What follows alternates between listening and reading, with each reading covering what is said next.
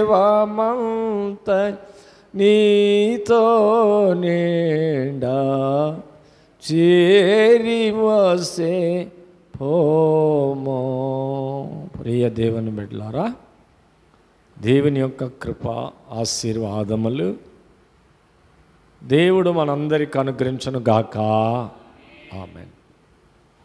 దేవుని యొక్క పరిశుద్ధ గ్రంథములో నుండి యోహాను రాసినటువంటి సువార్త 12వ అధ్యాయము 32వ వచనాన్ని మనం చదువుకుందాము. బహు జాగ్రత్తగా దేవుని వాక్యాన్ని మీరు వినాలని ప్రభు పేరిట మనవి చేస్తున్నాను. చదువుకుందాం దేవుని వాక్యాన్ని. నేను భూమి మీద నుండి పైకి ఎత్తబడిన ఎడల అందరినీ నా యొద్దకు ఆకర్షించుకొందును. దేవుని ప్రియులారా, గురువారం రోజున మనము ఒక గొప్ప పండుగ చేసుకున్నాం. బహు కొద్ది మంది గురువారం పండుగ చాలామంది తెలియదేమో, బహు కొద్ది మంది ఏకీవించారు. మరలా మనకు ఒక పండుగ ఉంది. వచ్చే ఆదివారం వచ్చింది. ఈసారి పెంతుకోస్తు పండుగ.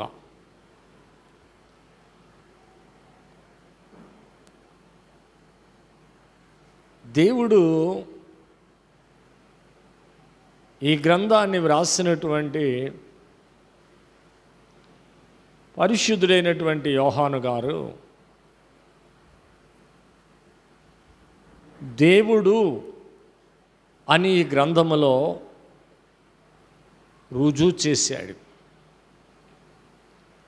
రెండవది, మనిషి దేవుడిని దేవుడు అనుకుంటే ఆయన దేవుడై ఉన్నాడు. భూమి మీదకి వచ్చి ఆయన మానవుడుగా మన మధ్య నివసించాడు గనుక ఆయన మానవుడు. దేవుడు వాక్యము, ఆ వాక్యమే కృపాసత్య సంపూర్ణుడుగా మన మధ్యకు ఆయన శరీరధారిగా వచ్చాడని 1వ అధ్యాయం 14వ వచనములో ఆయన రాస్తూ అంటాడు. ఈ గ్రంథాన్ని లేక ఈ గ్రంథం యొక్క పలుకు, ఈ గ్రంథం యొక్క స్వరం ఏం తెలియజేస్తుందంటే, మనల్ని నా యందు విశ్వాసం ఉంచుడి. విశ్వాసం అంటే నా యందు నమ్మకము ఉంచండి. రెండవది, నన్ను ప్రేమించండి. ఎందుకంటే నేను ప్రేమ కలిగిన వాడను గనుక. దేవుడు ప్రేమస్వరూపి. దేవుడు లోకమును ఎంతో ప్రేమించెను గనుక నన్ను ప్రేమించండి. మూడవదిగా, ఆయన వాగ్దానము నా కొరకు మీరు కనిపెట్టండి. మన తండ్రి గారు రాసినటువంటి కనిపెట్టు గంట అనే పుస్తకములో మొదటి మెట్టు కనిపెట్టుట. యోహాను సువార్త 14వ అధ్యాయములో 3వ వచనములో ప్రభు అదే అంటాడు. నేను స్థలము సిద్ధపరచ వెళ్ళుచున్నాను. నేను స్థలము సిద్ధపరచి మరలా నేను నీ యొద్దకు వస్తాను గనుక మరలా మీ యొద్దకు నేను వచ్చి నేనుండే స్థలములో మీరుండులాగున మిమ్ములను నా యొద్దకు తీసుకుని వెళ్ళేదను. అంటే నేను మీ యొద్దకు వచ్చే వరకు, మిమ్మల్ని నా యొద్దకు తీసుకుని వెళ్ళే వరకు మీరు కనిపెట్టుడి. ఈ యొక్క గ్రంథము యొక్క స్వరం. ఇంకా ఈ గ్రంథములో ఎక్కువగా ప్రభు చేసినటువంటి అద్భుతాలు ఈ యోహాను గారు వ్రాసాడు. యేసు ప్రభు ఇంకా ఏమి రాస్తాడంటే, ఆయన దేనికి ఆయన పోల్చుకొని అర్థమయ్యే రీతిలో ప్రభు తన మాటలను తెలియచేస్తున్నాడో, ప్రభు మాట్లాడిన మాటలన్నీ కాకుండా ఆయన రాశాడు స్పష్టంగా. ఈ గ్రంథానికి ఒక ప్రత్యేకమైనటువంటి ప్రత్యేకత ఉంది. యేసు ప్రభు నేను నేను నేను అంటాడు. నేను గొర్రెలకు మంచి కాపరిని అంటాడు. నేను నిజమైన ద్రాక్షావళిని అంటాడు ప్రభు. ఆయన అద్భుతాలు కూడా ఎక్కువగా చేసినటువంటి అద్భుతాలు యోహాను గారి గ్రంథంలో రాశాడు. 5వ అధ్యాయంలో 38 సంవత్సరాల నుండి పడి ఉన్నటువంటి రోగిని ప్రభువే వచ్చి బాగు చేసినట్లుగా, అలాగే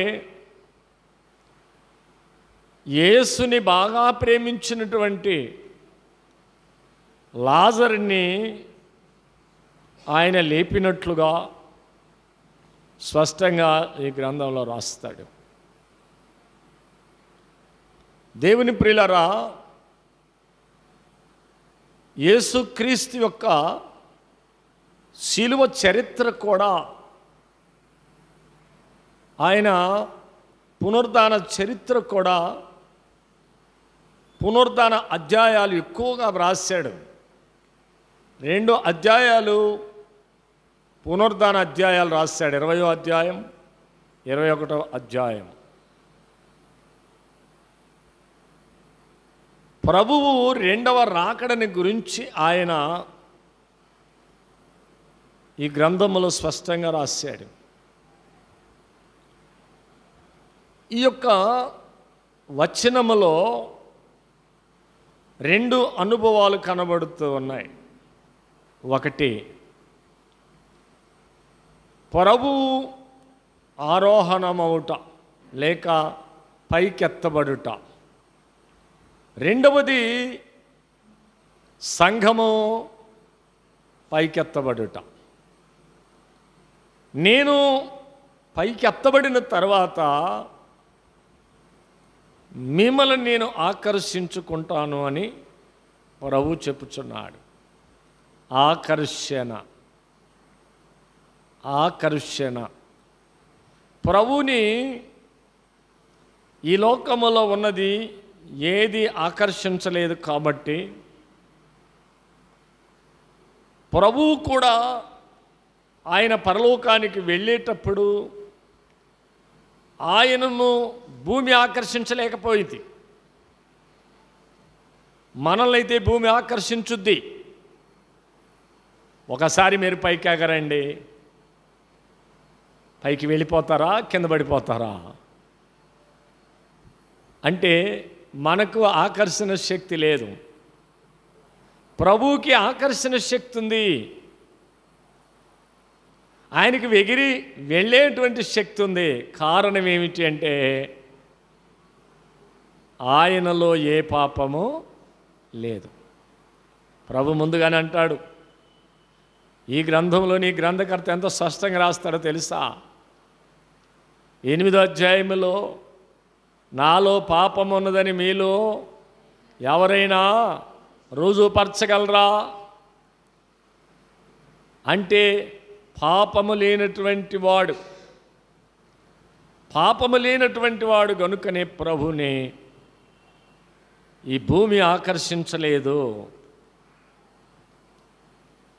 యేసు ప్రభువు ఆయన పరలోకానికి ఎత్తబడిన తర్వాత మీరు కూడా ఎత్తబడతారు. 14 అధ్యాయాలు చెప్పాడు కదా ప్రభు, నేను పరలోకమునకు వెళ్ళుచున్నాను, నేనుండే స్థలములోనికి మరలా మిమ్మల్ని నేను తీసుకుని వెళ్తాను ప్రభువు చెప్పాడు. ప్రభువు వారితో ఎంతకాలమో ఉన్నాడు చెప్పండి. ఎంతకాలం ఉన్నాడు అమ్మా? ప్రభు ఎంతకాలం ఉన్నాడు వారితో మానవుడుగా? ఈ చిన్న విషయాలే. 3.5 సంవత్సరాలు ప్రభు వారితో ఉన్నాడు మానవుడిగా. ఈ 3.5 సంవత్సరాలు ప్రభువు వారి ఎదుట ఎన్నో సూచక్రియలు చేశాడు ప్రభు. ఈ గ్రంథంలోనే మొట్టమొదటి సూచక్రియ కనబడుతుంది. ఎక్కడా? కానా పెళ్ళిలో. వారు కన్నులారా చూచారు. ఏం చేశాడు ప్రభు? నీళ్లను ద్రాక్షారసముగా మార్చాడు. ప్రభు చేసినటువంటి అద్భుతాలు వారు ఎన్నో చూచారు. 3.5 సంవత్సరాలు ప్రభు వారితో ఉన్నారు. ఇప్పుడు ప్రభు పరలోకానికి వెళుతూ ఉన్నాడు. పరలోకానికి వెళుతూ ఉన్నప్పుడు వారికి సంతోషమా దుఃఖమా చెప్పాలి మీరు. ఇప్పుడు 3.5 సంవత్సరాలు వారితో ఉండి పరలోకానికి ప్రభు వెళుతుంటే వారికి సంతోషమా బాధ?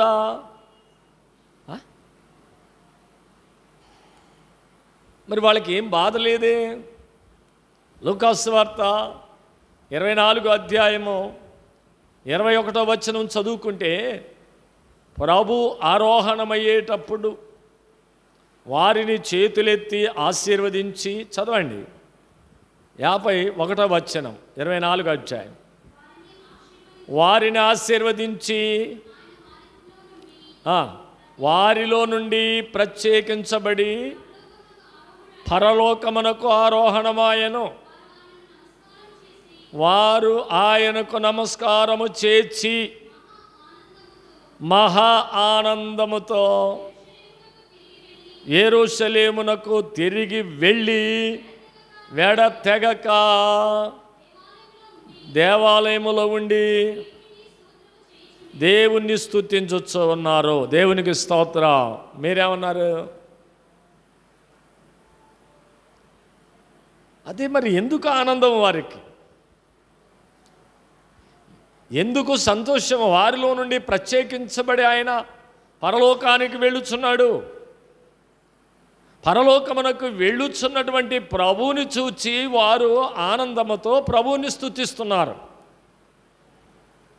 మీ ఇంట్లో మీ అన్నో, లేకపోతే మీ వదినో, లేకపోతే మీ అక్కో, మీ బావో చాలా కాలము మీతో కలిసి ఉండి చాలా అన్యోన్యంగా ఆప్యాయతగా ఎన్నెన్నో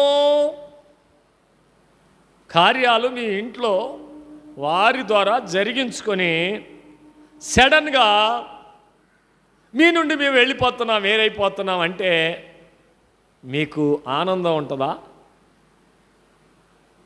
ఎన్నో కార్యాలు, ఎన్నో ఉపకారాలు, ఎన్నో మేలులు వారి ఎడల మీరు చూచారు. సడన్గా మీ నుండి మేము వేరైపోతున్నాం. ఒకసారి దేవదాసయ్య గారు 4 అధికారులు, బహుశా ఏలిషయ్య గారు, శారలేసయ్య గారు, జి సమీలయ్య గారు, ఎస్ సమీలయ్య గారు వారి పరిపాలన కాలంలోనట దేవదాసయ్య గారు ఒక మాట అన్నారంట. ఏంటంటే,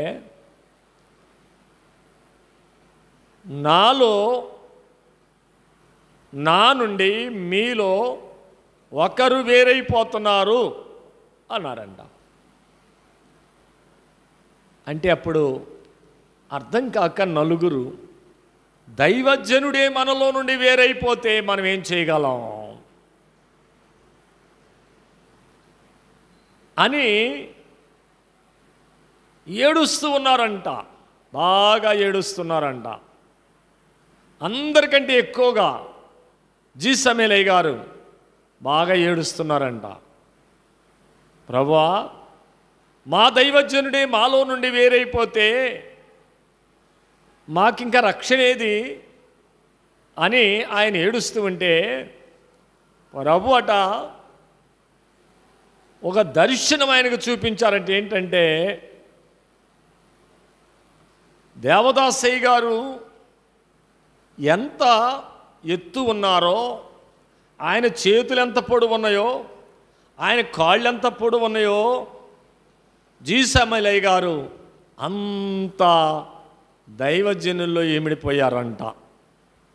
అందుకే ఎందరో వేరైపోయారు, కానీ దైవజనుల నుండి ఆ మహానుభావుడు, ఆ భక్తుడు, ఆ ధ్యానపరుడు బిడ్డలు లేకపోయినా 70-80 సంవత్సరాల వరకు ఆయన ప్రార్థన చేస్తే ఎంతోమంది బిడ్డలకు కలిగారు. బిడ్డలు పొచ్చబుట్టారు ఆయన చెయ్యి వేసి ప్రార్థన చేస్తే. అలాంటి వరము కలిగినటువంటి దైవజనుడు ఆయన ప్రభు యొద్దకు వెళ్ళే వరకు బైబిల్ మిషన్ను విడిచిపెట్టలేదంట. దేవుని బిడ్డ యేసు ప్రభువే వారిలో నుండి వేరైపోతుంటే వారికి మహా ఆనందం ఎందుకు కలిగిందంటే, యేసు ప్రభువుని పట్టుకున్నప్పుడు వారికి సంతోషం లేదు, యేసు ప్రభువుని సిలువ వేసినప్పుడు వారికి సంతోషం లేదు. యేసు ప్రభు ఆయన మరణించి సమాధిలో ఉన్నప్పుడు వారికి దుఃఖకరము. వారు మేడగదిలో ఉన్నారు యూదులకు భయపడి. మరి ఇప్పుడు ఎందుకు వారికి ఆనందం అంటే, లూకాసు వార్త 24వ అధ్యాయము 5వ వచనములో చూస్తే అక్కడ మనం ఒక మాట చూసుకుందాం. వారు భయపడి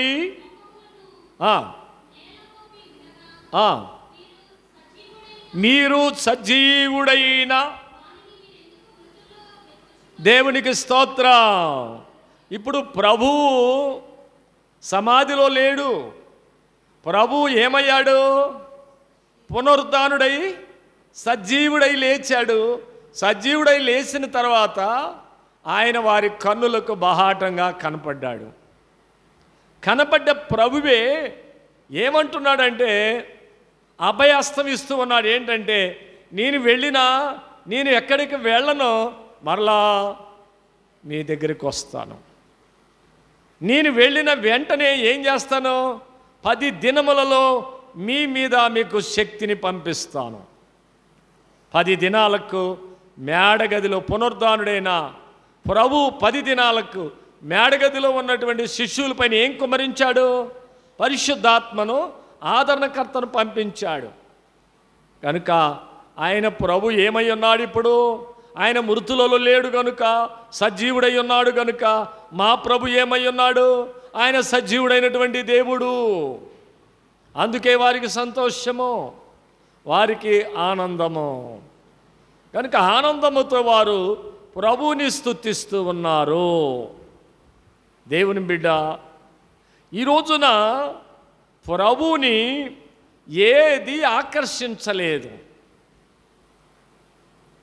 ఈ లోకములో ఉన్నప్పుడు లోకం ఆయన ఆకర్షించలేదు, లోకాశలు ఆయన ఆకర్షించలేదు, శరీరాశలు ఆయన ఆకర్షించలేదు, నేత్రాశలు ఆయన ఆకర్షించలేదు, జీవపు డంబము కూడా ఆయన ఆకర్షించలేదు.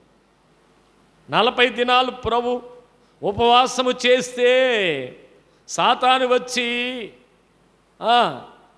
ఏం చూపించింది? నువ్వు ఆకలితో ఉన్నావు కదా, రొట్టెలు చేసుకొని తిను అన్నది సాతాను. దేవుడు అన్నాడు, ఏమన్నాడు? మనిషి రొట్టె వలన కాదు, దేవుని నోట నుండి వచ్చు ప్రతి మాట వలన జీవించును. ఎవరు కావాలి దేవుని మాట? మనకు బ్రతుకు తెరువు చూపించే మాట కావాలా? మన బ్రతుకుల్ని పాడు చేసే మాటలు కావాలా?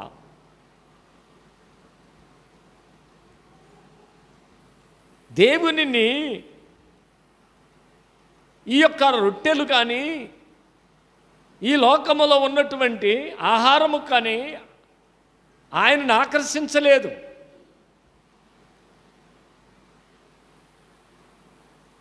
ఒక మాట మీకు చెప్తాను. ఏదోన్ తోటలో అవ్వ ఆదాము ఉన్నారు. అవ్వ ఆదాములని ఏమి ఆకర్షించింది చెప్పండి ఒకసారి. అమ్మా ఏం ఆకర్షించింది? ఆ పండు, తిండి ఆకర్షించింది, అంతే కదా. ఈ పండుని చూడగానే తన నేత్రాల పండు మీద పడగానే ఆ శరీరములోనికి శరీరాశ వచ్చేసింది. నేత్రాశ, శరీరాశ. మూడవది ఏమిటి? జీవడంబం. ఏమంటుంది సైతాను? మీరేమైపోతారు? దేవుళ్ళు అయిపోతారు. ఇది అతిశయం. మీరు గొప్పోళ్ళు అయిపోతారు. ఇది అతిశయం. ఇప్పుడు ఈ పండు ఆకర్షించుట ద్వారా వారు పతనమైపోయారు. దేవుని ప్రియులారా, లోకములో ఉన్నది, లోకములో ఉన్నవారు, లోకములో ఉన్నదంతా శరీరాశ, నేత్రాశ, జీవపు డంబం. అది దేవుని వలన కలిగింది కాదు, మానవుల యొక్క కల్పితం.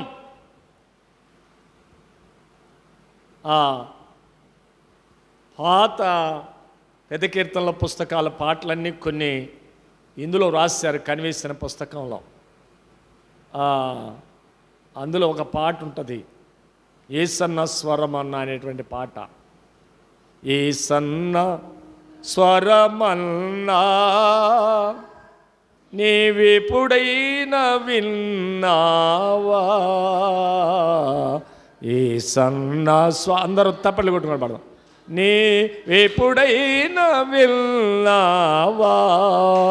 జలమూల శబ్దము, జలమూల బలమైన వరములతో కలసిన స్వరము పిలచిన యేసు, పిలచిన పిలుపోను నీ వింటివా?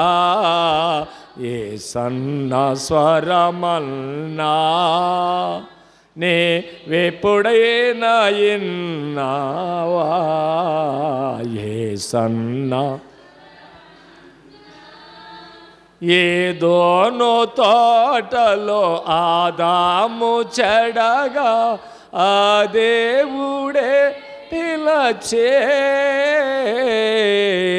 ఏదోను తోటలో ఆదాము చెడగా ఆ దేవుడే పిలచే. యెహోవా ఎదుటను ఆదాము దాగెను, యెహోవా ఎదుటను ఆదాము దాగెను. అటులను నీవును దాగేదవా? అటులను నీవును దాగేదవా? యేసన్న స్వరమన్నా నీవెప్పుడైనా విన్నావా? యేసన్న స్వర మోసేను అదే ఉందా? మోసేను దేవు ఏంటి పుస్తకం ఏంటి నాకు? ఆనాడు వదిలేండి. ఆనాడు దేవుడు మోసేను పిలవగా చెను స్వరము. ఆనాడు దేవుడు మోసేను పిలవగా ఆలకించిన స్వరము. ఈనాడు నీవు ఆ స్వరము వినగా, ఆ స్వరము వినగా కానాను చేరగా కదలిరావా? కనను చేరగా కదలిరావా యేసన్న స్వరమల్లా నీ వెప్పుడైనా విన్నావా యేసన్న. పండు ఆకర్షించుట ద్వారా ఏదోను తోటలో ఆదాము దేవుని దగ్గరకు రాకుండాట దాగుకున్నాడు. ఆదాము అవ్వలు ఈ ఆకర్షణ ద్వారా పాపములో పడిపోయారు. ఏం పోగొట్టుకున్నారంటే ఏదోను వనములో ఆహ్లాదకరమైనటువంటి ఆ భాగ్యం పోగొట్టుకున్నారు. ఏదోను వనములోనంట అయ్యగారు రాసినటువంటి రాతలను బట్టి అది పుష్పముల తోట. ఏ తోట? ఎంతో సువాసనిచ్చే తోట అంటది. మన భారతదేశంలో ఉన్న రాష్ట్రపతి ఆమె భవనం వెనక కొన్ని వందల ఎకరాల పూల తోట ఉంటుంది. ప్రపంచ దేశంలో ఎన్ని వేల రకాల పూలు ఉన్నాయో అన్ని రకాల పూలు ఉంటాయి. ఆ తోటలోనికి ఎవ్వరు వెళ్ళటానికి వీలేదు. సంవత్సరానికి ఒక 3 రోజులు 2 రోజులు ఆ తోటలో వెళ్ళటానికి పర్మిషన్ ఇస్తారు. కానీ ఆ ఆహ్లాదకరమైనటువంటి పూలట ఎవరు కూడా కొయ్యటానికి వీల్లేదు. మీరు ఎప్పుడైనా విన్నారో వినలేదో? అలాగునే మానవులు వేసినటువంటి తోట ఇంత శృంగారముగా ఉంటే దేవుడే సృజించినటువంటి దేవుడే చేసినటువంటి తోట ఇంకా ఆహ్లాదకరంగా ఎంత ఆనందంగా ఉందో అలాంటి ఆనందాన్ని అలాంటి సంతోషాన్ని ఈ పండు చూచి ఈ పండు ఆకర్షణలో పడి వారు ఇట్టి భాగ్యాన్ని పోగొట్టుకున్నారు. చాలామంది లోకాకర్షణలో పడిపోతూ దేవుడిని పోగొట్టుకున్నటువంటి వాళ్ళు చాలామంది ఉన్నారు. దేవుడిని ఈ లోక ఆకర్షణలో పడిపోయి ఆ దేవుడిని పోగొట్టుకున్నటువంటి వాళ్ళు ఎందరినో చూస్తున్నాం. చాలామందిని చూస్తున్నాం. కొంతమంది దేవుని దగ్గరికి వచ్చి గొప్ప గొప్ప సాక్ష్యాలు చెప్తూ ఉంటారు. ఒక చిన్న శోధన చిన్న శ్రమ రాగానే వారు ఏమైపోతారంటే లోకములోనికి వెళ్ళిపోతారు. మళ్ళా లోకాకర్షణ. ఇక్కడ ప్రభువుని ఏది ఆకర్షించలేదు. అలాగునే మనలని లోకములో ఉన్నది ఏది ఆకర్షించినా ప్రభువుని మాత్రమే మనము రాకడలో ఆయన వచ్చినప్పుడు ప్రభువుని ఆకర్షించాలి. దైవజనుడు ఒక పాట వ్రాస్తూ సూర్యుండు పోలకెంతో స్వగసైన రంగోలాతో ర్యోండో పోలకెంతో స్వగసైన రంగోలాతో సూర్యోండై నటియేసు శోభగుణములతో సూర్యోండై నటియేసు శోభగుణము నానా వర్ణాలపు నరదృష్టి నాకర్షించో మానవా శోధి ప్రభుని మదినాకర్షించు మానవా శోధి ప్రభుని మదినాకర్షించు శారోన మైదానముతో సమమైన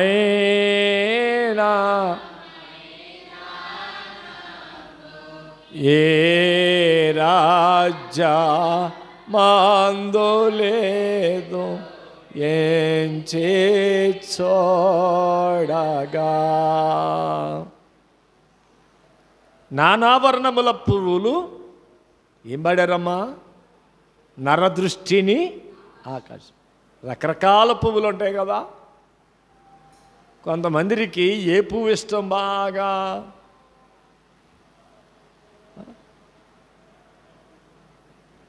కొంతమందికి మల్లెపూలు అంటే బాగా ఇష్టం కదా. కొంతమందికి రోజా పువ్వు అంటే ఇష్టం. కొంతమందికి కనకాంబరాలంటే ఇష్టం. నేనంటాను కొంతమందికి తంగేడు పూలు అంటే ఇష్టం. పోత ఊరి ప్రయాణం పోయేటప్పుడు తంగేడు చెట్లు కనబడ్డాయి అనుకోండి, ఆ తంగేడు పూలు పెట్టుకుంటారు. పెట్టుకోలేదా ఎవరు? పెట్టుకోలేదా? పెట్టుకున్నవారిని ఎవరు చూడలేదా? మీరు ఎప్పుడు చూడలేదా? తంగేడు పూలు పెట్టుకున్న వాళ్ళని ఎవరిని చూడలేదా మీరు? అంటే పువ్వు ఈ మనిషిని ఆకర్షిస్తూ ఉంటుంది. కానీ దేవుడు ఎవరిని ఆకర్షిస్తూ ఉంటాడు అంటే, ఎవరి హృదయం అయితే శుభ్రంగా ఉంటుందో, మానవుని యొక్క హృదయము శుద్ధిగా ఉంటుందో, మానవుని యొక్క శుద్ధి అంట ఎవరిని ఆకర్షించుద్ది? ప్రభువుని ఆకర్షించుద్ది. కనుక మనము ఈ లోక ఆకర్షణలో పడిపోకూడదు. చాలామంది ఈ లోకాకర్షణలో పడిపోయి దేవుని యొక్క వాక్యమును పోగొట్టుకుంటారు, పండగలు పోగొట్టుకుంటారు, ఆశీర్వాదాలు పోగొట్టుకుంటారు. దేవుని మందిరానికి వస్తారు కొంతమంది. ఎప్పుడు వస్తారు? ఆరాధన అంతా అయిపోయిన తర్వాత వస్తారు కొంతమంది, మధ్యలో వస్తారు కొంతమంది, ప్రారంభంలో వస్తారు, చివరి వరకు అయిపోయే వరకు ఉండరు కొంతమంది. దేవుని ప్రియులారా, దేవుని వాక్యాన్ని నేర్చుకోవాలి, దేవుని వాక్యాన్ని వినాలి, దేవుని వాక్యాన్ని మీ బిడ్డలకు నేర్పాలి. మా పిల్లలు నిన్న వచ్చారు.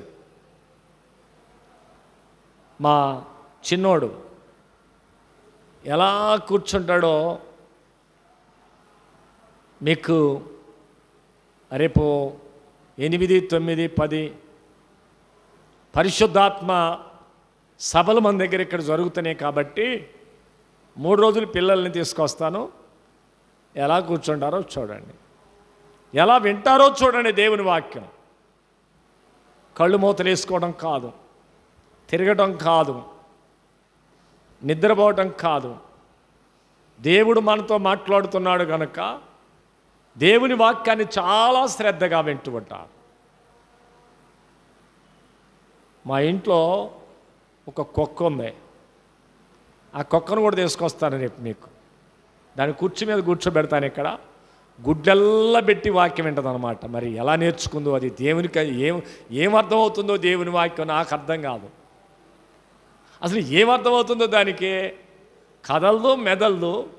మైకు ఆ శబ్దం వింటున్నా ఆ గుడ్లల్లో పెట్టుకొని అట్లే చూస్తుంటుంది దేవుని మాటలు. మరి దానికి ఏం అర్థమవుతున్నాయో నాకు అర్థం కాదు. ఎందుకు చెప్తున్నానంటే ఈ మాట, పక్షులు కూడా జంతువులు కూడా దేవుని మాటలు వింటాయంట. వాటికి కూడా జ్ఞానం ఉన్నదని దైవ లక్షణంలో దైవజనుడు, దేవా నీవు జ్ఞానమై ఉన్నావు గనుక దేవదూతలకు, మనుషులకు, జీవరాశులకు వాటికి కూడా ఏముందంట? జ్ఞానం ఉందంట. జీవరాశులు కూడా జ్ఞానం ఉంది. కానీ మనము ఈ రోజున దేవుడు మనతో ఏం మాట్లాడుతున్నాడు, ఏం చెబుతున్నాడు, మనతో దేవుడు ఏం మాట్లాడుతున్నాడని జ్ఞానము కలిగి ఉండాలట మనము. దేవుని బిడ్డ, దేవుడు ఆయన ఈ లోకములకు వచ్చిన తర్వాత ఆయన ఏది ఆయనను ఆకర్షించలేదు. తన ప్రియ బిడ్డలు, తన శిష్యులైనటువంటి వారిని కూడా ఏది ఆకర్షించలేదు. లోకములో ఉన్నది ఏది ఆకర్షించలేదు. ప్రభుని అడిగారు ఒక రోజున, ప్రభువా, మాకు ఇళ్ళు భూములు అన్నీ విడిచిపెట్టాము, నిన్ను వెంబడిస్తూ ఉన్నాం అంటే ప్రభు అన్నారు, ఈ లోకమును విడిచిపెట్టిన మీరు పరలోకములో సింహాసనాల మీద కూర్చుంటారు. ఈ లోకాన్ని పోగు చేసుకుంటే ఏం పోతాయి? సింహాసనాలు పోతాయి. మరి లోకములో ఉన్నది మరి మనము సంపాదించుకోవద్దా? లోకములో ఉన్నది సంపాదించుకోకపోతే మన బ్రతుకు తెరువు ఎట్లా? ఎలాగ మన బ్రతుకు తెరువు? కానీ దేవుడు నీకు ఇచ్చినటువంటి సమయంలో దేవుని ఆజ్ఞ ప్రకారంగా దేవుడిచ్చినటువంటి ఆ సమయాన్ని నీవు వృధా చేస్తే సమయం మరలా తిరిగి రాదు. పండుగల్ని వృధా చేసుకుంటే పండగ ఆశీర్వాదం మరలా నీకు రాదు. ఈరోజు నీవు ఈ వాక్యం వింటున్నావు. ఈ రోజున నీవు ఈ ఆరాధనని కొంచెం చెప్పు, నువ్వు రాకుండా వినకుండా ఉంటే ఈరోజు మరలా నీకు రాదు. ఒకవేళ ఈ తారీఖు రావచ్చేమో, కానీ ఈ నెల రావచ్చేమో, కానీ ఈ సంవత్సరం మరలా తిరిగి రాదు. అందుకే సమయము చాలా విలువైనది. దేవుడు ఈరోజు మాట్లాడుతున్నటువంటి మాటలు నీ కొరకే. ఈ కీర్తన నాకే నాకే అని ఎవరనగలరో వారికే చెల్లును. ఈ కాలమునకు తగినవి చెప్పి తిని వెరిగి సహించుకో. దేవుడు మన కొరకంట ఏ కాలానికి ఏం చెప్పాలో, ఏ రోజున ఏం చెప్పాలో, ఏ సమయంలో దేవుడు ఏం చెప్పాలో ఆయన అన్నికా కూడా మన కొరకు సిద్ధం చేసి ఉంచాడంట ప్రభు. కనుక లోకము మనల్ని ఆకర్షించుచు ఉన్నది. ఈ లోకము మనల్ని ఆకర్షించుతుంది కనుక మన విశ్వాసాన్ని మనము పాడు చేసుకోకూడదు. మనకే ఆర్థిక ఇబ్బందులు వస్తాయి, మనకే శ్రమలు ఎక్కువ వస్తాయి, మనకే శోధనలు ఎక్కువ వస్తాయి. ఎవరో శోధించరు. మన విశ్వాసాన్ని పాడు చేయాలని, మన భక్తిని పాడు చేయాలని, మనల్ని లోకంలోనికి లాగాలని మన ఇంటివారే, ఎవరో కాదు. ఆర్థిక ఇబ్బందులు వస్తాయి, కష్టాలు వస్తాయి, శ్రమలు వస్తాయి. నిన్న సువర్ణరాజు వచ్చి, ఈ సువర్ణరాజు కాదు, నావారంలో సువర్ణరాజు వచ్చి, వ్యాపారం చేసుకుంటున్నాను. ఎంత ఖచ్చితంగా వ్యాపారం చేసుకుంటారంటే వాళ్ళు ఓ 10 లక్షలు వస్తే ఖచ్చితంగా దేవునికి ₹1,00,000 కానుకిస్తారు.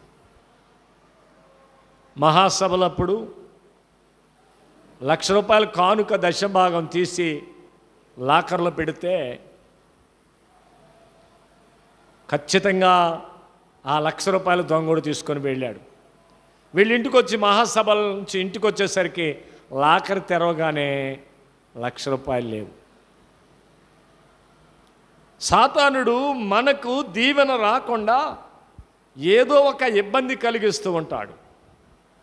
నేను వచ్చి ₹50 లక్షల ఒక సావుకారికి ధాన్యం పంపించారంట. టైం అయిపోయింది. ఆ సావుకారి డబ్బులు పంపించట్లా. ఈ ధాన్యం వేసిన వాళ్ళు రోజు ఫోన్లు చేస్తున్నారు. నేనేం చేయాలా బాధపడుతున్నాడు. 50 లక్షల రూపాయలు నెల రోజులు ఆగిపోతే ఆ ధాన్యం వేసినటువంటి వాళ్ళు ఎంత ఇబ్బంది పడతారు, ఎన్ని ఫోన్లు చేస్తారు, ఎన్ని టెన్షన్లు పెడతారు. 10,000 రూపాయలు అప్పు ఉంటేనే నా అప్పు ఇవ్వకపోతే నేను ఊరుకోనంటే మనకు నిద్ర రాదే. ఇలాంటి శ్రమలు, శోధనలు, ఆర్థిక ఇబ్బందులు మనకు సాతానుడు కలిగిస్తూ ఉంటాడు, మన విశ్వాసాన్ని పాడు చేయాలని. అందుకే నేను ఒకటే మాట అన్నాను, నువ్వు ప్రార్థన చేసుకో, నువ్వు ప్రార్థన చేసుకో, దేవుని యందు నమ్మకం ఉంచు, దేవుని యందు నమ్మకం చెదరొద్దు. నీ నమ్మిక మనకిది అసాధ్యం, కానీ ప్రభువుకి మాత్రము సాధ్యము, ప్రభువుకి మాత్రం సాధ్యము. ఒకప్పుడు నా పరిస్థితి కూడా అంతే. పిల్లలు చదువుతారని, డాక్టర్లు చదివియాలని, ఎంబీబీఎస్ చదివియాలని ఎన్నో లక్షలు అప్పు చేసి చదివియాలనుకున్నాను. బిడ్డలు బాగా చదవలేదు, ఇల్లు అమ్మాల్సి వచ్చింది, అయినా బాకీలు తీరలేదు. ఇలాంటి బాకీలలో సాతాను శోధించి విశ్వాసం పాడు చేయవాలని ఎన్నో ప్రయత్నాలు చేసినప్పటికీ దేవుని సన్నిధిలో కూర్చొని ఏడ్చాను. ఇల్లు లేని పరిస్థితిలో, బాకీలు భయంకరంగా ఉన్నటువంటి పరిస్థితిలో, ఎవరో శోధించటం కాదు, సంఘంలో ఉన్నవారే రకరకాలుగా ఎత్తిపడవటం, శోధించటం. ఆయనకి ఈ ఊళ్ళో ఉంటాడా, సంఘాన్ని విడిచి వెళ్ళిపోతాడు, పిల్లల్ని తీసుకొని ఎక్కడికో వెళ్ళిపోతాడు, ఈ బాకీలలో తట్టుకుంటాడు ఆయన. ఇలాంటి రకరకములైనటువంటి దూషణలు, ఇలాంటి శ్రమలు మనకు వచ్చినప్పుడు, ఇలాంటి ఆర్థిక ఇబ్బందులు మనకు వచ్చినప్పుడు మనకిది అసాధ్యమే, కానీ మన ప్రభువుకి సమస్తము సాధ్యమే. ప్రభు వైపు మనం చూడాలి, దేవుని వైపు మనం చూడాలి. యేసు ప్రభు శిష్యులు, వారిని ఏది ఆకర్షించలేదు కనుకనే వారందరూ కూడా ఏమైపోయారంటే ప్రభు కొరకు ఏమైపోయారు, హతసాక్షులైపోయారు. దేవునికి స్తోత్రం. ప్రభు కొరకు ప్రాణం పెట్టేవారుగా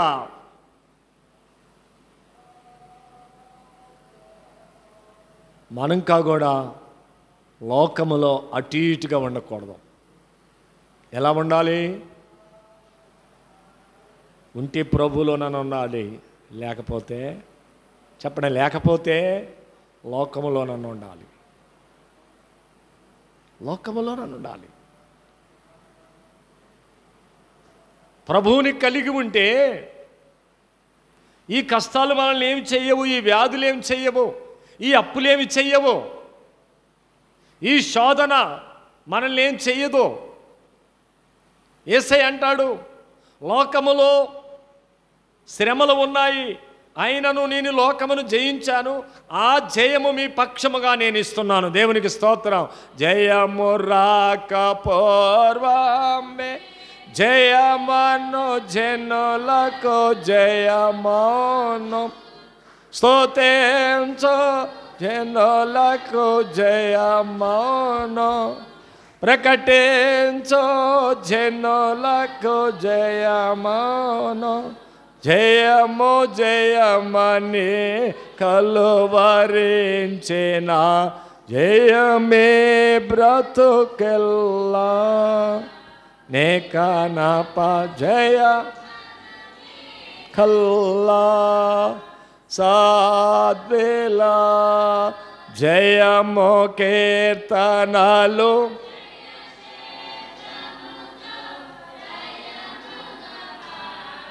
జయము.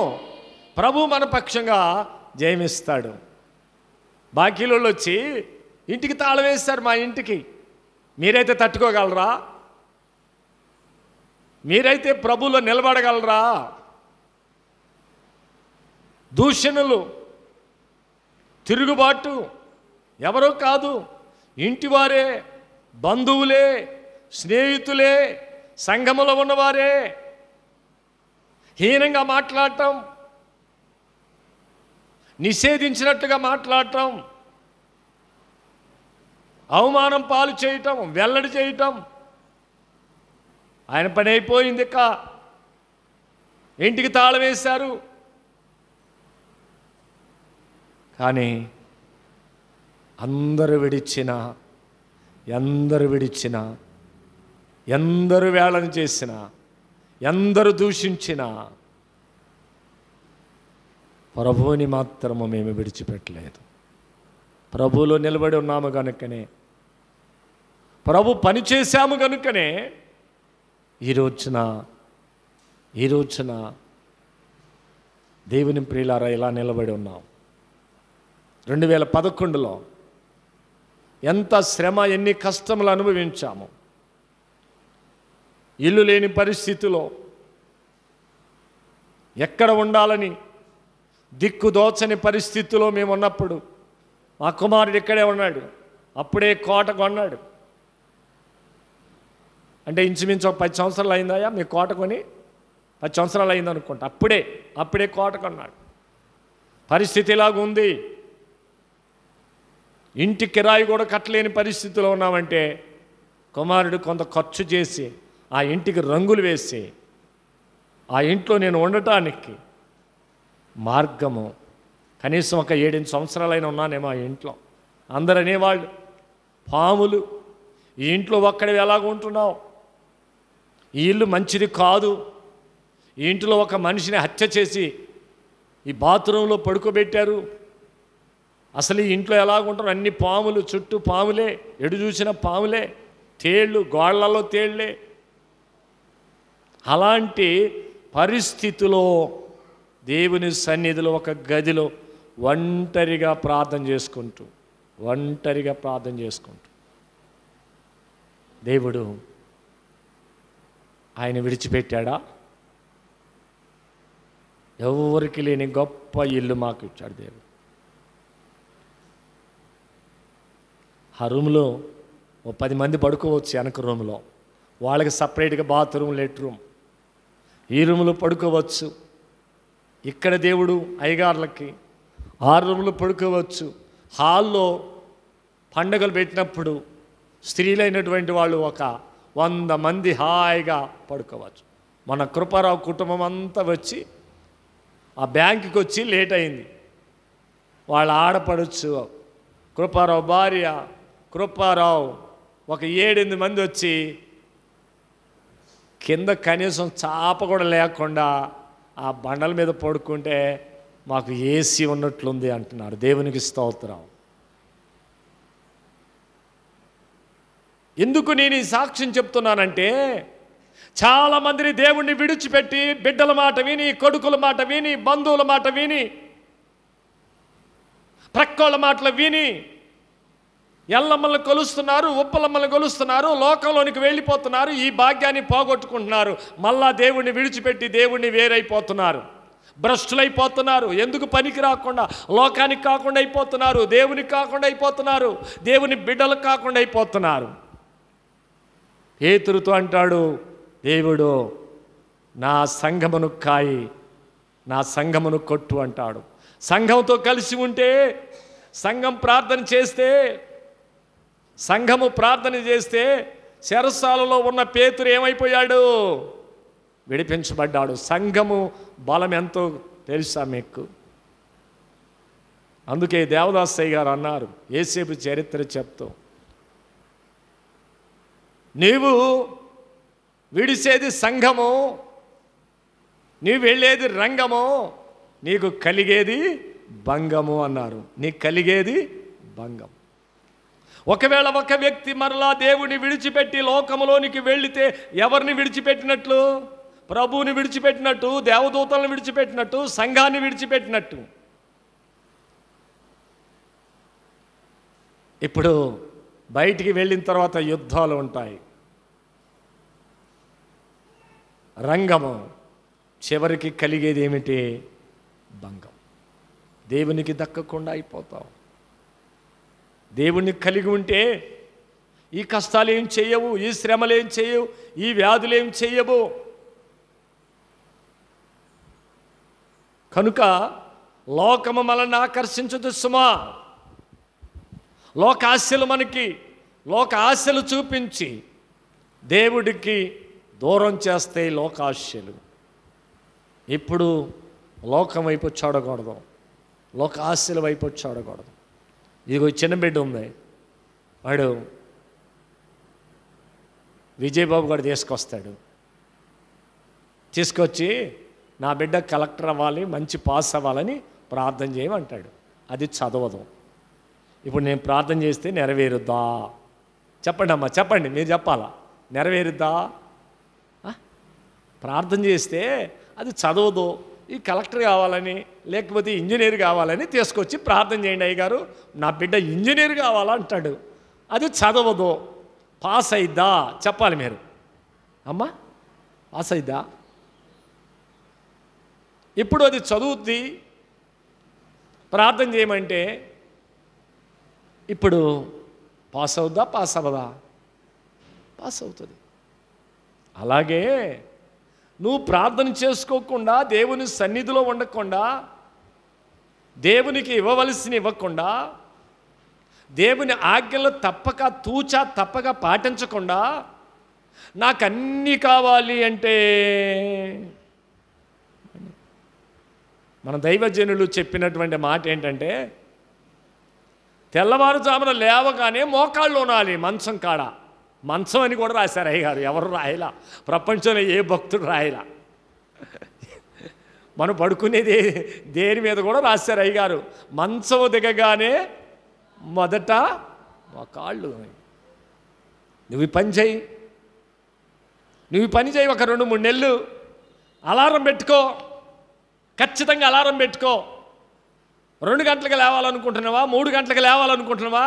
లేదా 5 గంటలకు లేవాలనుకుంటున్నావా? ఖచ్చితంగా నేను చెప్తున్నాను, అలారం పెట్టుకొని ఒక 4-3 నెలలు ఈ పని చేయి. ఆ తర్వాత అలారం అవసరంలా ప్రభువే వచ్చి లేపుతాడు. దేవునికి స్తోత్రం. యేసయ్య వచ్చి లేపుతాడు నిన్ను. అది జరుగుద్దా జరగదో నువ్వు గ్యారంటీగా పని చేసి చూడు. ఆ పని చేసి చూడు. ఎన్నడూ కూడా ఆదివారం ఆరాధనకు ఎవరైనా టిఫిన్ చేస్తారా? నా ఇంట్లో ఎవరు లేరు, పనోళ్ళు లేరు, నా ఇంట్లో ఆడపిల్లలు లేరు పని చేయటానికి, ఎవరు నాకు టిఫిన్ చేస్తారని నేను ఎదురు చూడను. ఖచ్చితంగా ప్రభు 3 గంటలకు లేపుతాడు. బైబిల్ చదువుకుంటాను 5 అధ్యాయాలు, జాగ్రత్తగా వినాలి. ప్రార్థన చేసుకుంటాను గంట సేపు, వెంటనే నేనే టిఫిన్ తయారు చేసుకొని 6 గంటలకు వెళ్ళిపోతాను. దేవునికి స్తోత్రం. 6 గంటలకు వెళ్ళిపోతాను. ఒక్కోసారి నేను 6 గంటలకు వెళ్ళిపోతే గుడి తలుపు తీయరు. ఒక అమ్మాయి, సన్నిధి చేసే అమ్మాయి నయోమి అని, చిన్నప్పటి నుంచి ఆ బిడ్డను నేను చేతిలో పెంచాను, సన్నిధి నేర్పాను, నాట్యాలు నేర్పాను. మరియమ్మ వేసింది. మరియమ్మ వేస్తే ఖచ్చితంగా యేసు ప్రభువుని కనాలంటే ఆమె ఏం ధరించాలా చెప్పండి? గర్భం ధరించాలా? ఆ పొట్టలో గుడ్డలు పెట్టి ఆ వేసాం ఆ బిడ్డకు. దేవదూత వేసింది, మరియమ్మ వేసింది. చిన్నప్పటి నుంచి సన్నిధిలో పెరిగిన బిడ్డ. రీసెంట్గా నేనేమైందంటే అన్ఎక్స్పెక్టెడ్గా చిన్న బిడ్డల్లో ఉన్న రక్తం కూడా లేదంట, బ్లడ్ తక్కువైంది. ఆ అమ్మాయికి బ్లడ్ ఎక్కించాలన్నారు. నిన్న బ్లడ్ ప్యాకెట్ ఎక్కించారు. నీరసంగా ఆయాసంతో బాధపడుతుంది. నేను వెళ్ళేసరికి ఏడుస్తుంది. ఎందుకు నేను ఏడుస్తున్నావు కదా? ఏడుస్తున్నావు ఏంటమ్మా అంటే, ఒక మాట అన్నది దేవుని సన్నిధిలో చెప్తున్నాను. పెద్దనాన్న, నేను లేకపోతే గుడి తలుపు ఎవ్వరు తీయరు పెద్దనాన్న. టయానికి సన్నిధికి రారు. నీ దుంపదగా నీ ఆరోగ్యం చూసుకోవే, ఎవరో ఒకళ్ళు తీస్తారంటే. ఆ అమ్మాయి యొక్క వేదన ఏంటంటే, ఆ అమ్మాయి యొక్క ప్రసవ వేదన అంటే, నేనుంటే టైం ప్రకారంగా గుడి తలుపు తీసుకొని నేను సన్నిధి చేస్తాను, ఈ గుడి ఊడ్చుకుంటాను, నేను వచ్చిన తర్వాతనే అందరూ వస్తారని ఆ వేదనతో ఆ బిడ్డ కన్నీళ్లు కారుస్తుంది. ఆ క్రెడిట్ నీకు దక్కాలి. గుడి ఊడ్చుకునే భాగ్యం నీకు దొరుకుద్దా? అందరికీ దొరకదా భాగ్యం? మీరందరూ వెళ్ళిపోయిన తర్వాత చూడండి, ఒక 10 బకెట్లు నీళ్లు పట్టి ఉంచాను బయట, మీరు చూడండి కావాలంటే.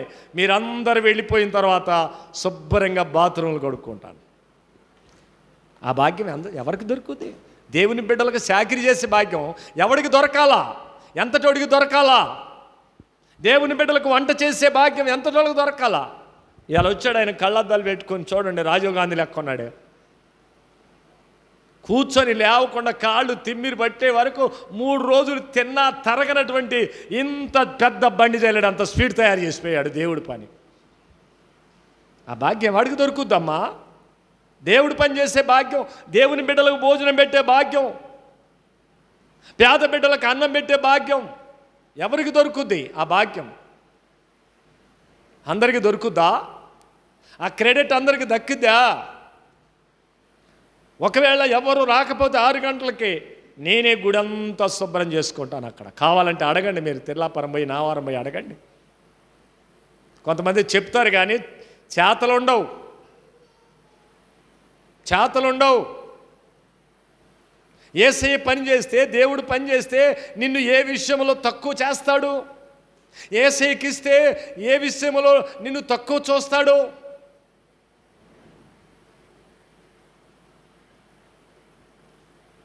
మా బాబు సడన్గా బుధవారం నాడు ఫోన్ చేశాడు, జాగ్రత్తగా వినాలి. డాడీ ఈ మందిరము ప్లాన్ ఇచ్చినటువంటి ఆయన ఇంజనీరు పాలకొల నుంచి వస్తున్నాడు. నావారం మందిరం కూడా అంతా పడిపోతుంది, నావారం మందిరం కూడా కట్టాలా అంటున్నారు సంఘ పెద్దలంటే. మందిరం కట్టాలంటే చాలా ఈజీ కాదు నాన్న. ఇక్కడ మన రత్నరాజు ఉన్నాడు, ఎంతకాలం మందిరం కట్టకుండా ఉంటావు బాబాయ్ అని చెప్పేసి బోర్ వేయించాడు, మోటార్ తెచ్చాడు, వాడు పని స్టార్ట్ చేశాడు. మిగతా వాళ్ళు ఒక లారీ సిమెంట్ ఒకళ్ళు ఇచ్చారు. సువ్వకి పేద బిడ్డలు, ఎదవరాళ్ళు, భర్తలు చచ్చిపోయిన వాళ్ళు కూడా దాచుకున్న డబ్బులు ఒక కింటా సువ్వ తెచ్చిండి అయ్యా, ఒక 50 కట్టలు సిమెంట్ తెచ్చిండి అయ్యా. రైతులు వాళ్ళ శక్తి కొలది ఇక్కడ దారిపోసారు. నేను పెళ్ళిళ్ళు చేసి కుటుంబ ప్రార్థనలు పెట్టి రూపాయి దాచి ఇన్ని లక్షల విలువైన మందిరం కట్టడానికి ఇన్ని సంవత్సరాలు పట్టింది అంటే, లేదు డాడీ కడతా అన్నారంటే సరే వెళ్ళాను. ఇంతలో ఆ ఇంజనీర్ వచ్చి ప్లాన్ వేశాడు. ఆ ప్లాన్ చూసి నేను అన్నాను, ఒకే ఒక్క మాట అన్నాను, ఇంత ప్లాన్ వేశారు మీరు 40 లక్షలకు తక్కువగా అది చర్చి అన్నాను. ఖచ్చితంగా ఆ ఇంజనీర్ కూడా అదే చెప్పాడు. నేను ముందే రాసి చెప్పానండి 40 లక్షల రూపాయలు అవుతుందని చెప్పాను అన్నాడు. ఎవరిస్తారు మరి? ఎక్కడి నుంచి వస్తాయి ఇంత డబ్బు? ఈడంతా పని చేసుకునేవాళ్ళు, కూలి పని చేసుకునేవాళ్ళు. అంటే అప్పుడు అంటున్నారు వాళ్ళు సంఘ పెద్దలు, ఒక ఆయన 4 లారీలు సిమెంట్ ఇస్తున్నాడండి. మేము కూడా లెక్కేసుకున్నామండి. ఓ 4 ట్రిప్పులు ఒకళ్ళు కంకరు, ఓ 4 ట్రిప్పులను ఉసుక, ఇలాగ మేము లెక్కేసుకొని ఈ పని ప్రారంభించాలనుకుంటున్నామన్నారు. దేవుని బిడ్డ మాట ఎందుకు చెప్తాను? రీసెంట్గా నిన్న జరిగిన మాట. నువ్వు దేవుని పని చేస్తే, ఏకాంత స్థలం అనేటువంటి పాటలో మన తండ్రి గారు ఇచ్చిన వాగ్దానం ఏంటంటే, యేసయ్య నీకెప్పుడు బాకీ పడడు. దేవునికి స్తోత్రం. మా కృప ముందు ఇంటికాడ ఆయన లేడు, ప్రవీణ్ గారు. గట్టిగా చెప్పాను నిన్న నేను, మీ అత్త ప్రార్థన చేసుకుంటే 6 సంవత్సరాలకి కడుపులో పడ్డాడు మావాడు, 7 సంవత్సరాలు పుట్టాడు, నువ్వు కూడా ప్రార్థన చేసుకో అన్నాను. వాళ్ళ అత్త కూడా ఉంది పక్కనే. గట్టిగా ప్రార్థన చేసుకో, కన్నీరు గార్చి ప్రార్థన చేసుకో. ఏ సమయంలో దేవుడు నీకు ఒక వరాన్ని ఆయన నీ గర్భాన్ని తాకిస్తాడో, నీకు అన్యాయం చేసే దేవుడు కాదు ఆయన. నీవు లోకం వైపు చూడొద్దు. ఎంతకాలం లోకం వైపు చూసినా ప్రయోజనం లేదు. గర్భఫలము బహుమానం ఆయన ఇవ్వాల్సిందే, ఆయన గర్భం తెరవాల్సిందే. ప్రభు మనకు అన్యాయం చేయడం. ఆయనే మనకు పరీక్ష పెడితే మనం ఎక్కడ తట్టుకోగలం? ఈరోజు వారు లోకం వైపు చూడలేదు, దేవుని వైపు చూచారు. అందుకే ప్రభు కొరకు ప్రాణాలైనా లెక్క చేయకుండా పణంగా ప్రాణాలు పెట్టేశారు. ఆ దైవజనుడు అంటాడు, పౌలు గారు ఏమంటాడో తెలుసా? ఫిలిప్పీలకు రాసిన పత్రిక 3వ అధ్యాయం 11వ వచనంలో చూచినట్లయితే, ఆ పునరుద్ధారుడైనటువంటి యేసు ఆరోహణము కొరకు శ్రమలు అనుభవించటానికి ఈ లోకములో ఉన్నదంతయు నేను పెంటగా పెంచుకుంటున్నాను. దేవునికి స్తోత్రం. మీకు ఒక మాట చెప్తున్నాను ఈ రోజున, మీరు వెన్నడైనటువంటి మాట. ఇంత మూట గట్టి జీవము వారు మాకింత బంగారం ఇచ్చింది తెలుసా మీకు? ఇంత మూట, ఇంతంత లావు సీసంగోలి లెక్క ఉండేది. ఆమె ధరించుకునేటి, మెడలో ధరించుకునేటి, చిలకమ్మ ధరించుకునే బంగారం చేతిలో పెడితే 100 గ్రాములకు ప్రయాణం ఉండేది. ఈ చేతికి ఏడ్చుకున్నటువంటి కడెం ఎన్ని తులాలో? అంత బంగారం. ఇవాళ ఈ స్థలాన్ని మేము కొనేటప్పుడు రిజిస్ట్రేషన్కి డబ్బులు తక్కువైతే కొన్ని లక్షలు కావాల్సి వచ్చింది. అప్పట్లో ₹1,00,000 అంటే ఇవాళ 20-30 లక్షలతో సమానం. 30 సంవత్సరాల 25 సంవత్సరాల క్రితం దేవుడు మాకు ఒకే ఒక్క మనసు కలిగించాడు. ఈ బంగారాన్ని నమ్మి దేవుని కొరకు ఖర్చు పెట్టి ఈ స్థలాన్ని మేము నిలవబెట్టుకోవాలి. దేవునికి స్తోత్రం. ఇవాళ ఇక్కడ ఉన్న స్థలాలు ఎవరికైనా రిజిస్ట్రేషన్ లేదు, కానీ 30 సంవత్సరాల క్రితమే ఈ స్థలం రిజిస్ట్రేషన్ చేశాను నేను. దేవునికి స్తోత్రం. 30 సంవత్సరాల క్రితమే దేవుని బిడ్డల కొరకు, మన సంఘం అంతటి కొరకు ఈ స్థలాన్ని దేవునికి అంకితం చేశాను. ఇవాళ దేవుడు అందుకే ఇన్ని మందిరాలు దేవుడు ఇస్తూ ఉన్నాడు. ఆయన అంటున్నాడు, ఈ లోకములో ఉన్నదంతగా కూడా బంగారమే కావచ్చు, వెండే కావచ్చు, భూములే కావచ్చు, ఏదైనా సరేట మనము దాన్ని లెక్క చేయకూడదు. దేవుడు మనకిచ్చేది ఇస్తూనే ఉంటాడు, ధారాళంగా ఇస్తూనే ఉంటాడు, ధారాళంగా ఇస్తూ ఉంటాడు. ఏ రోజు ఇచ్చేది ఆ రోజు ఇస్తూనే ఉంటాడు దేవుడు. ఏ సమయానికి ఇచ్చేది ఆ సమయానికి ఇస్తూనే ఉంటాడు దేవుడు.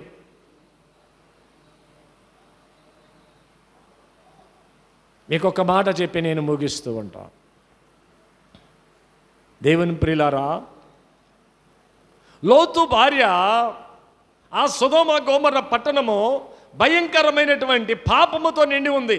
అన్న లేడు, చెల్లె లేడు, అక్క లేదు, తమ్ముడు లేదు, భయంకరమైనటువంటి పాపముతో నిండి ఉంది ఆ సొదొమ గొమొర్రా పట్టణం.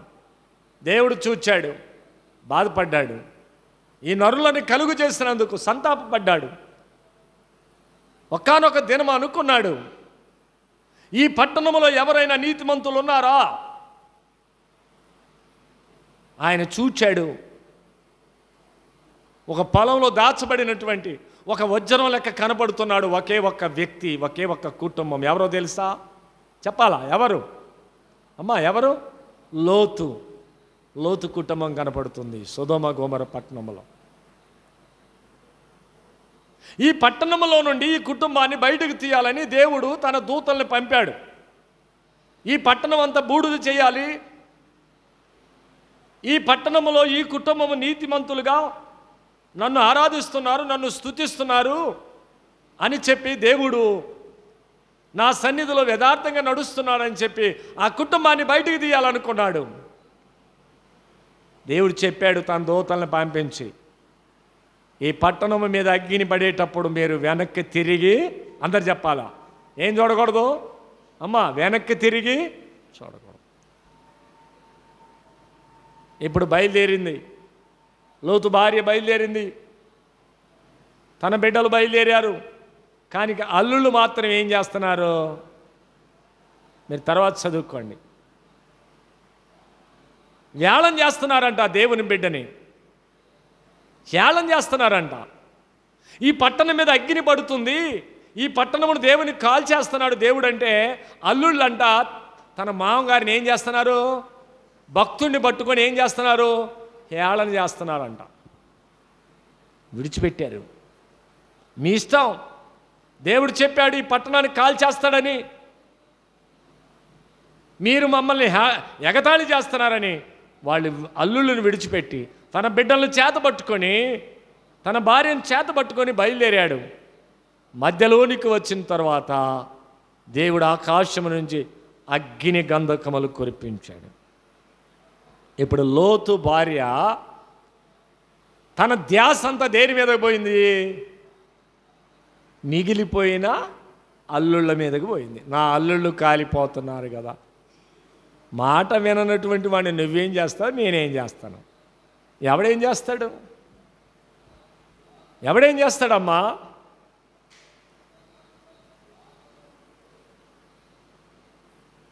నా మేడ కాలిపోతుందని, నా అల్లుళ్ళు కాలిపోతున్నారని దేవుడు చెప్పిన మాట వినకుండా వెనక్కి తిరిగి చూసింది. ఏమైపోయింది ఇప్పుడు? దేన్ని ఆకర్షించింది? తన మేడలో ఉన్న డబ్బు, లక్క మేడ, ఇది ఆమెను ఆకర్షించింది, మిగిలిపోయింది. అందుకే ఒక భక్తుడు పాడాడు, చక్కని పాట, సుబ్రహ్మణ్యం పాడినట్టుంది ఆ పాట. లోకముతో ఒకటైపోతావా, లోతు భార్య వలె మిగిలిపోతావా, ఏసే వస్తే ఈ నిమిషములో నీ గతి ఏమిటి? లోకముతో ఒకటైపోయేటువంటి వారు చాలామంది ఉన్నారు. నేను మరణంలో నుండి తప్పించింది యేసుప్రభు, నీకు గుర్తు తెలియదా? నీ రోగములో నుండి బాగు చేసిండని యేసుప్రభు నీకు గుర్తు తెలియదా? నీకెన్నో మేలులు చేశాడని దేవుడు, ఎన్నో అపాయాలు, కీడులను తప్పించాడని దేవుడు తెలియదా నీకు? లోకముతో ఒకటైపోతు, లోకాశల చేత చేరవలసినటువంటి స్థలానికి చేరకుండా ఒక ఉప్పు స్తంభమై మిగిలిపోయింది లోతు భార్య. నీకు ఇంకో మాట చెప్తాను, బహుశా 2 రాజుల గ్రంథం 5వ అధ్యాయంలో అనుకుంటాను. సోమ్రోను పట్టణములో ఒక దైవజనుడు ఉన్నాడు. సిరియా దేశములో అన్యజనాంగం ఉన్నారు. సిరియా దేశము వారు వచ్చి సోమ్రోను పట్టణాన్ని జయించి దేవుని బిడ్డలను ఓడించి అక్కడి నుంచి ఒక చిన్న బిడ్డను తీసుకొని వెళ్ళారు. మహాగణుడు, ధైర్యశాలి, పరాక్రమంతుడు. ఆ ఇంటిలో ఆ బిడ్డను పరిచర్య కొరకు ఉంచారు. ఇప్పుడు ఈ చిన్న బిడ్డ ఏం చేస్తుంది? చిన్న బిడ్డలకు వాక్యం నేర్పుతూ ఊరుకుంటారమ్మా? యెహోవా నా కాపరి నేర్పారంటే ఇక 10 సార్లు అదే చదువుతూ ఉంటారు, 10 సార్లు అదే చెప్తూ ఉంటారు. అర్థమైందా మీకు? ఈ చిన్న బిడ్డ ఊరుకుంటుందా? ఈ చిన్న బిడ్డ యజమానురాలతో అంటుందో, ఏమంటుందో తెలుసా? అమ్మా, మన యజమానుడికి కుష్ఠరోగం ఉంది, నా దేశంలో ఒక దైవజనుడు ఉన్నాడు, అక్కడికి వెళితే ఈయన కుష్ఠరోగం పోద్ది అని చెప్తుంది చిన్న బిడ్డ. ఇప్పుడు ఈ భార్య చెప్తుంది యజమానురాలు భర్తకి, అయ్యా నీవు ఏ దేశాన్నైతే జయించొచ్చావో, ఎక్కడి నుండి అయితే ఈ చిన్న బిడ్డను తీసుకొని వచ్చావో, మన ఇంట్లో ఉన్న చిన్న బిడ్డ చెప్తుంది, అక్కడ ఆ దేశంలో ఒక దైవజనుడు ఉన్నాడంట, అక్కడికి వెళితే నీ కుష్ఠరోగం పోద్దని చెప్తుంది. సువార్త అందుతుంది ఆ దేశానికి. ఇప్పుడు ఆయన ఆ దేశము రావాలి అంటే, ఆ దైవజనుడు మొక్కని చూపించాలంటే మామూలుగా వెళితే బాగుండదని ఒక 10 మణుగుల బంగారం, కొన్ని వస్త్రాలు, ఇవన్నీ తీసుకొని బయలుదేరాడు. ఇప్పుడు దైవజనుడి దగ్గరకు వస్తే దైవజనుడు అన్నాడు, యోర్దాను నదిలో మునుగయ్యా, నీ కుష్ఠరోగం పోద్ది అన్నాడు. ఇప్పుడు మైండ్ బ్లాక్ అయిపోయింది అతనికి. నా కుష్ఠరోగం మీద చెయ్యి వేసి ఆడిస్తాడేమో అనుకుంటే నదిలోనికి వెళ్ళి మునగమంటున్నాడని చెప్పిన మైండ్ బ్లాక్ అయ్యి మతి స్థిమితం లేదు. ఇప్పుడు ఆ రథములో ఉన్న వాళ్ళు అంటున్నారు, ఆ సైనికులు, నువ్వు తెచ్చిన బంగారం అడగలేదు, నువ్వు తెచ్చిన వస్త్రాలు అడగలేదు. Very simple. ఏమన్నాడు దైవజనుడు? నదిలో మునగమన్నాడు కదా, ఇది చాలా చులకన కదా. ఇప్పుడు మతి స్థిమితము చేస్తున్నాడు దేవుడు వాళ్ళలో ఉండి. మన తండ్రి గారు రాసిన పాటలో మతినే శాంతి పరచేయో నేడో మతినే శాంతి పరచొచ్చు యేసు నామము కంటే గొప్ప యేసు నామము కంటే పాపాలు అరించే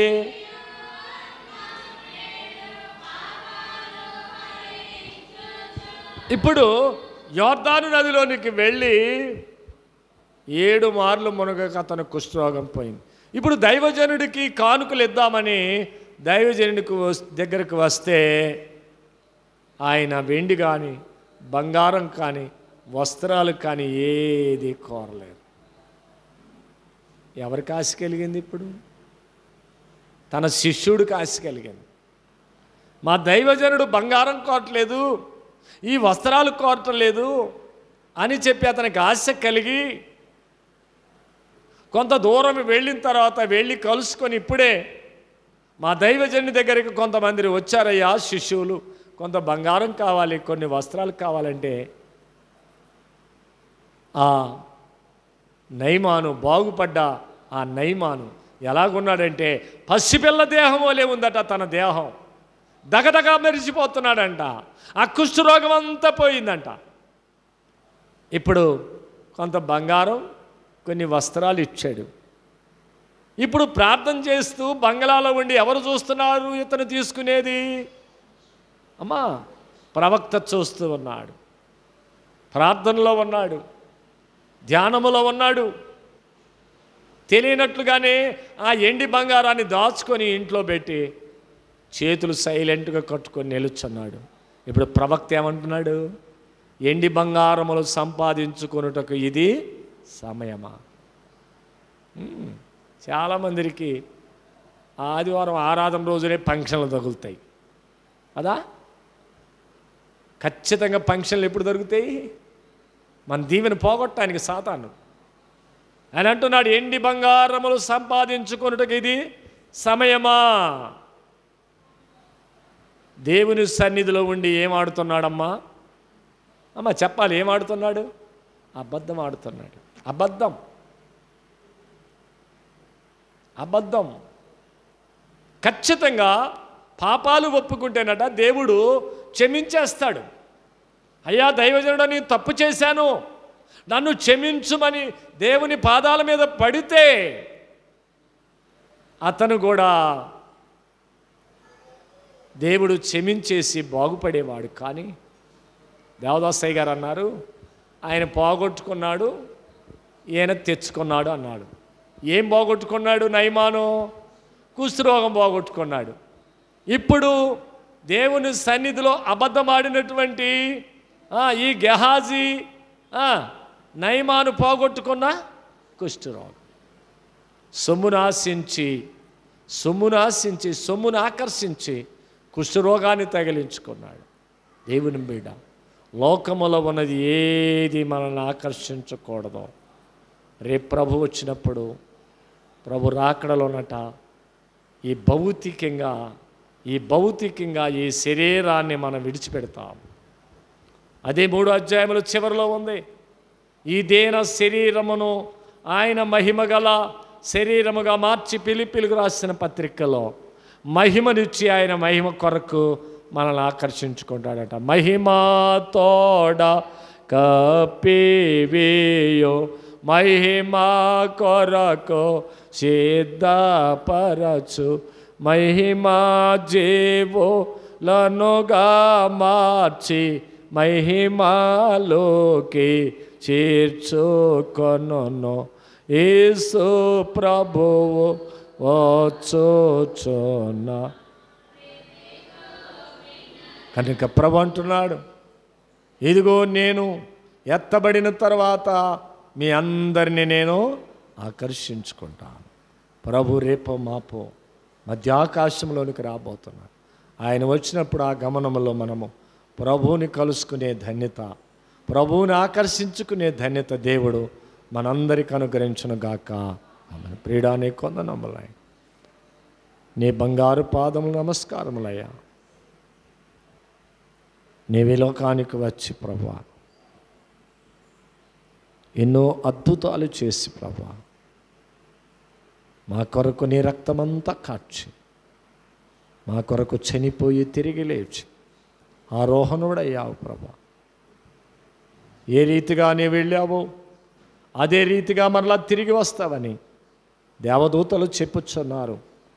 నీ ప్రియ బిడ్డలకు దేవదూతలు మరియమ్మకు చెప్పిన మాట నిరర్ధకం కాలేదు. నీవు చెప్పిన మాట, నీ దూతలతో నీవు పలికించినటువంటి పలుకు ఏది నిరర్ధకం కాదు ప్రభువా. నీవు రెండో రాకడలో వస్తూ ఉన్నావు ప్రభువా. ఈ పాపలోకములో నుండి మమ్మల్ని ప్రత్యేకించుకొని ఆ మహిమ కలిగినటువంటి ఆ మహిమ రాజ్యానికి మమ్మల్ని వారసులుగా చేయటానికి ప్రభువా నీవు త్వరగా వచ్చుచున్నావు. నీ రాకడెప్పుడో మాకు తెలియదయ్యా. ఇప్పుడు ఇంకా సేపటికో ఎప్పుడో మాకు తెలియదు నాయనా. మేమందరము కూడా నీ రాకడకు ఎదురు చూస్తూ కనిపెట్టి ప్రభా నీ వచ్చినప్పుడు తండ్రి మధ్యాకాశములో నిన్ను కలుసుకునే ధన్యత మాకు దయచేయమని, అందుకనే మమ్మల్ని ఈ ఉన్నతమైన బైబిల్ మిషన్లోనికి పిలుచుకున్నావు. పెళ్లి కుమార్తె వరుసలోనికి మమ్మల్ని తండ్రి నీవు తండ్రి నాయన సిద్ధం చేస్తూ ఉన్నావు. అదే ప్రభా సన్నిధి గది ప్రభ మాకిచ్చావు. మా తండ్రి దైవజనుడి ద్వారా సన్నిధి భాగ్యం మాకిచ్చావు తండ్రి. నీ సన్నిధిలోనే మాకు సంతోషము ఉన్నది ప్రభా. నీ సన్నిధిలోనే సిద్ధపడే ధన్యత ప్రభా. గదిలో పెళ్లి కుమార్తె సిద్ధపడుతుంది.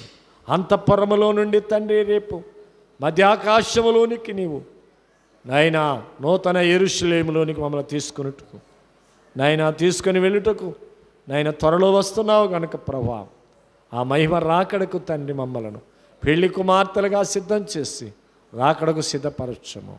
7 ఏళ్ల విందులో మమ్మల్ని తండ్రి ఉంచు నాయన.